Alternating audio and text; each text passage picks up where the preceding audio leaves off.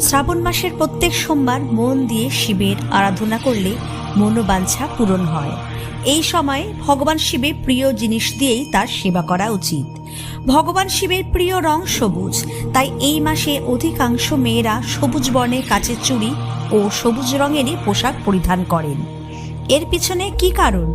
এই সময় চারিদিক বর্ষার জলে পুষ্ট হয়ে প্রকৃতি হয়ে ওঠে সবুজাভ শস্য শ্যামলা। মহাদেব শঙ্করের আরেক নাম পশুপতি।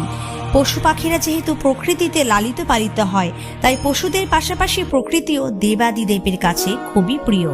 আর এই প্রকৃতি সতেজ পূর্ণ অবস্থায় সম্পূর্ণ সবুজ বর্ণ ধারণ করে। এই সবুজ রঙই বিশুদ্ধতা, সতেজতা ও পবিত্রতার প্রতীক। তাই আরাধ্য ভগবান শিবকে প্রসন্ন ও তুষ্ট করতে স্বামী, সন্তান ও পরিবারের মঙ্গল চেয়ে সবুজ রঙের কাচের চুড়ি ও পোশাক পরিধান করে থাকে মেয়েরা।